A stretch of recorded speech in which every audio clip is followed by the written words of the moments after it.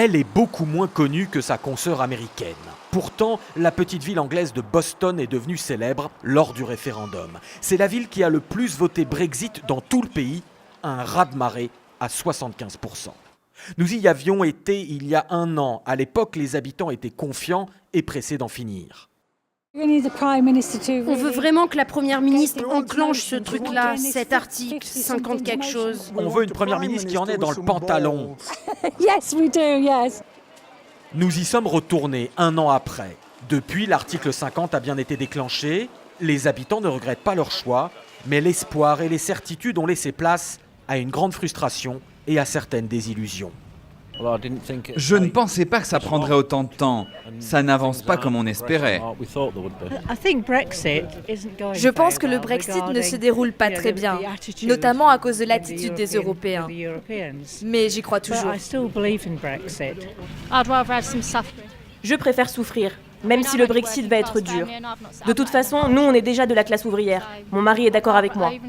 On préfère trimer quelques années, quitte à souffrir et à être plus pauvre, tant que ça permet de stopper l'immigration. À l'époque, nous avions rencontré la famille Dany. Britannique, lui d'origine marocaine, elle d'origine polonaise. Ils avaient voté Brexit, confiants dans la position de force du Royaume-Uni. Si l'Union européenne est trop dure dans les négociations, moi je dis qu'on aura les 62 pays du Commonwealth avec qui commercer. Maintenant qu'on est parti, d'autres pays européens vont peut-être faire pareil. Et Bruxelles va s'effondrer.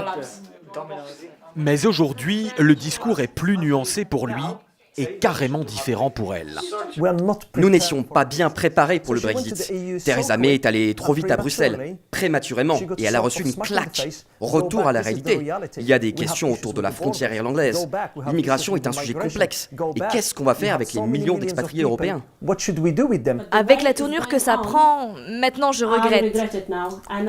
Si je devais revoter aujourd'hui, je choisirais de rester dans l'Union européenne, car on ne sait pas où on va. C'est la première fois que j'entends ma femme dire qu'elle pourrait revenir sur son vote. Bon, moi, en tout cas, je reste partisan du Brexit. En un an, les courbes des sondages se sont inversées. Désormais, une courte majorité de Britanniques pensent que le Brexit était un mauvais choix.